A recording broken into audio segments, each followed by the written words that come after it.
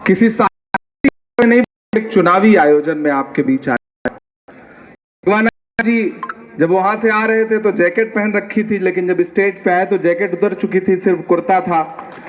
ये विनम्रता है इनकी, ये सादगी है इनकी, जो बहुत कम नेताओं में देखने को मिलती है।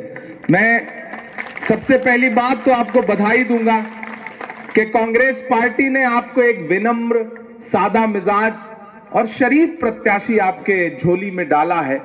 अब आप सबका दायित्व तो बनता है कि बहुत फरेबी नेताओं को जिता करके आप विधानसभाओं में और लोकसभाओं में पहुंचाते हैं, लेकिन कोई अच्छा व्यक्ति आए तो फिर आपका दायित्व तो बनता है कि उसे भी सहेजिए।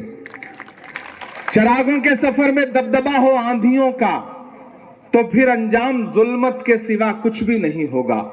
चिरागों के सफर में दबदबा हो आंधियों का, तो फिर अंजाम जुल्मत के सिवा कुछ भी नहीं होगा। ये दुनिया नफरतों के आखिरी स्टेज पर है, इलाज इसका मोहब्बत के सिवा कुछ भी नहीं होगा। उदयपुर वाटी वालों, 25 नवंबर को आपको जा करके ईवीएम की कतारों में खड़ा होना है और राजस्थान के भविष्य का फैसला करना है। राजस्थान का भविष्य एक भविष्य वो है जहां राजस्थान सरकार की कल्याणकारी योजनाएं आपके सामने हैं। मैं देश की पार्लियामेंट में बैठता हूं, मैं राज्यसभा का सदस्य हूं। कांग्रेस पार्टी ने मुझ जैसे युवा को 34 साल की उम्र में देश की सबसे बड़ी पार्लियामेंट में बिठाया। मैंने वहां बैठ के देखा है, मैं हेल्थ कमेटी का, स्टैंडिंग कमेटी का मेंबर हूं पार्लियामेंट की। मैं बड़ी समझदारी और जिम्मेदारी से यह बात कह रहा हूं कि जब हमारी कमेटी बैठती है तो उस कमेटी में अलग अलग दलों के सदस्य होते हैं, अलग अलग दलों के, उसमें सत्ताधारी पार्टी के भी लोग होते हैं।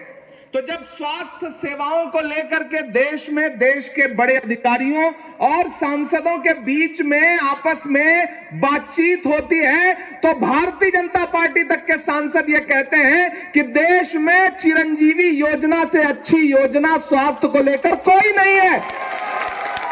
ये मैं पूरी ईमानदारी से कह रहा हूं।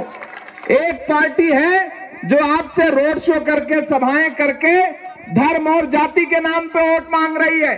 एक पार्टी है कांग्रेस जो आपसे कह रही है कि हमने जो कल्याणकारी योजनाएं लागू की हैं उसकी बुनियाद पर, उसके आधार पर हमें वोट दीजिए, हमारी सरकार बनाइए। मैं उदयपुर वाटी में खड़ा होकर यह कह रहा हूं कि हमने सहराओं में हासिल किए आसानी से, सहरा का मतलब होता है रेगिस्तान, हमने सहराओं में हासिल किए आसानी से, तुम समंदर में भी रहकर न मिले पानी से। ये सियासत के दिए सबके हवाले न करो, मुल्क जल जाता है एक शख्स की नादानी से। उदयपुर वाटी वालों, ये चुनाव बहुत महत्वपूर्ण चुनाव है, ये चुनाव बहुत अहम चुनाव है।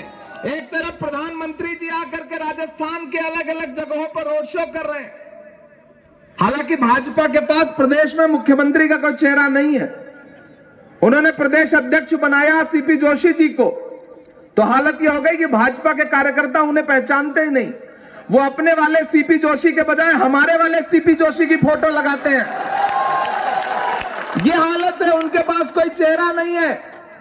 प्रधानमंत्री जी तो ऐसे घूम रहे हैं जैसे आने वाले दिनों में प्रधानमंत्री का पद त्यागेंगे और मुख्यमंत्री का पद स्वीकार करेंगे। ये हालत हो गई है, खुद चेहरा बन के घूम रहे हैं। राज्य में कोई भी चेहरा नहीं है उनके पास, न चेहरा है न योजनाएं हैं, सिर्फ धर्म, जाति और नफरत की बातें।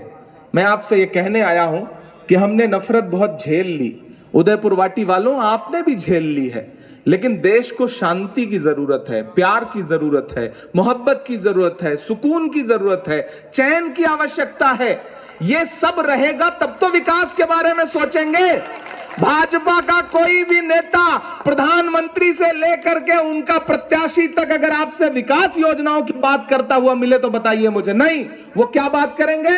हिंदू, मुसलमान, सिख, ईसाई, इसके अलावा उनके पास बात करने के लिए कुछ नहीं है।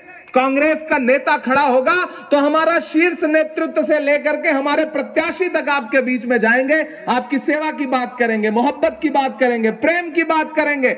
हमारा जो सबसे बड़ा नेता है राहुल गांधी जी, वो कन्याकुमारी से कश्मीर तक 4000 किलोमीटर पैदल चलता है। किस लिए? क्या नारा लगाता हुआ कि नफरत छोड़ो, भारत जोड़ो। नफरत छोड़ो भारत जोड़ो, 4000 किलोमीटर पैदल चलते हैं वो।